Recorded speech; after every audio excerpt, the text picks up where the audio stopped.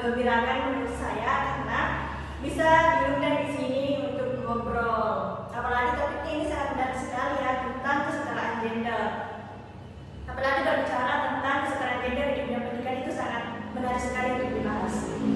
Oke, langsung saja. Mungkin penonton sudah sering mendengar istilah kesetaraan gender, namun belum tentu semuanya paham apa maksudnya. Menurut kamu sendiri, Marta, apa sih yang dimaksud dengan kesetaraan gender itu di dalam pendidikan? Ya, jadi menurut saya pribadi itu kesetaraan gender di dunia pendidikan itu tidak memandang bulu. Misalkan perempuan dan atau laki-laki, perempuan harus di bidang yang lembut, laki-laki harus di bidang teknik. Itu tidak bisa dibatasi seperti itu. Semua orang memiliki hak yang sama untuk memilih di mana dia ingin berkembang dan memiliki potensi di bidang itu. Kita harus memberikan peluang untuk semua orang dengan peluang yang sama tanpa dibatasi oleh adanya yang namanya gender atau jenis kelamin. Iya, benar banget. Tapi zaman sekarang kan sudah banyak perempuan yang sekolah tinggi dan sukses. Masih penting nggak sih untuk membahas kesetaraan gender itu di dalam pendidikan? Masih penting sekali nih. Meskipun sekarang perempuan itu sudah banyak ya yang memiliki karir yang bagus, sekolah yang tinggi. Cuma masih ada beberapa daerah yang menganut paradigma bahwasannya perempuan itu tidak perlu untuk sekolah tinggi, memiliki karir yang bagus, paling juga ujung-ujungnya di dapur. Dan di sekolah juga atau kampus itu masih mempercayakan 70% suatu organisasi diketuai atau dipimpin oleh seorang laki-laki dan belum bisa mempercayakan ke perempuan. Hal-hal seperti ini yang harus kita ubah lewat pendidikan. Kamu sendiri pernah gak sih ngalamin hal-hal yang kayak gitu di kampus? Pernah, misalnya kalau ada pemilihan ketua organisasi di himpunan itu banyak yang direkomendasikan bahwasannya kita harus memilih yang cowok.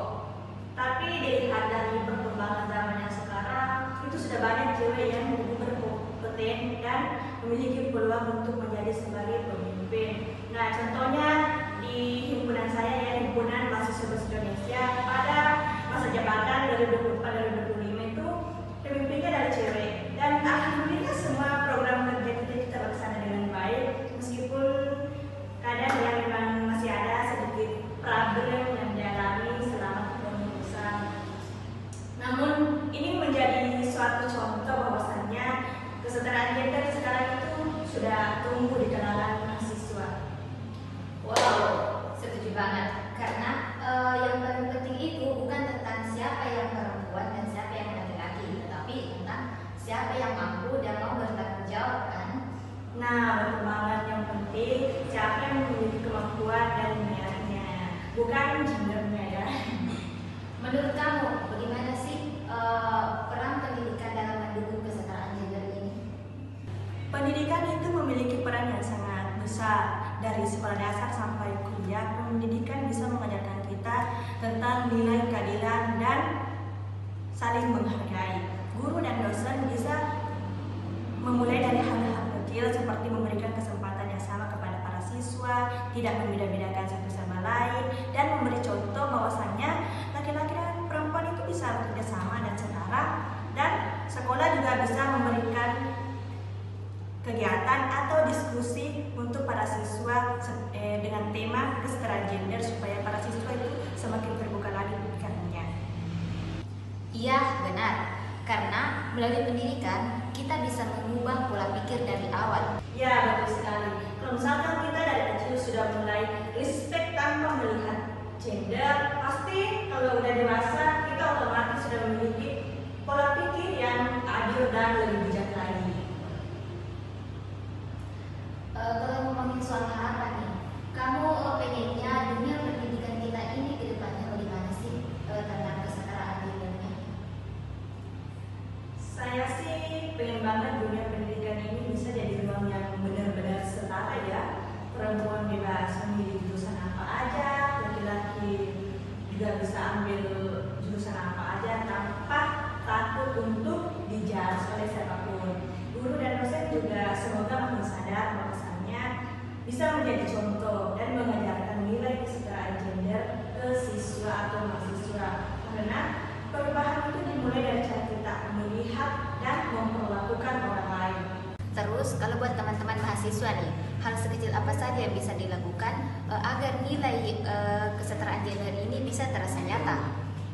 Ya, kita sih harus mulai dari hal-hal kecil ya, seperti jangan melempar candaan yang seksis, belajar buat saling mendukung, saling menghargai, dan tidak meremehkan orang lain karena gendernya. Terus kalau melihat ada yang gak adil, kita itu harus berani speak up, tapi dengan cara yang baik dan sopan. Dari hal-hal kecil seperti ini tuh bisa membuat dan mengubah suasana kampus lebih sehat dan setara. Wah, keren banget ya obrolan kita hari ini. Jadi sudah jelas ya bahwa pendidikan itu mempunyai pengaruh besar dalam membangun pola pikir yang adil dan memahami perbedaan gender. Makasih banyak Banda sudah sharing pandangannya hari ini. Sama-sama nih, semoga obrolan kita bisa bikin kita semua makin sadar bahwasannya kesetaraan gender itu sangat penting ya. Dan semua orang bisa berperan buat mewujudkan setiap keinginan dan mimpi-mimpinya. Nah, saya memiliki pesan untuk penonton, khususnya perempuan. Jangan membatasi diri kalian untuk menuntut ilmu hanya karena paradigma orang sekitar. Tuntutlah ilmu setinggi mungkin karena pasti ada perbedaan pola pikir antara orang yang berpendidikan dan orang yang tidak memiliki pendidikan. Dan bagaimanapun, kita ini sebagai perempuan akan menjadi asrama pertama untuk anak-anak kita kelak. Amin. Oke deh buat teman-teman penonton Suara Edukatif, terima kasih ya sudah menonton video ini sampai akhir. Jangan lupa terus belajar, buka pikirannya, dan saling menghargai siapapun tanpa melihat gender. Sampai ketemu di episode berikutnya. Bye bye.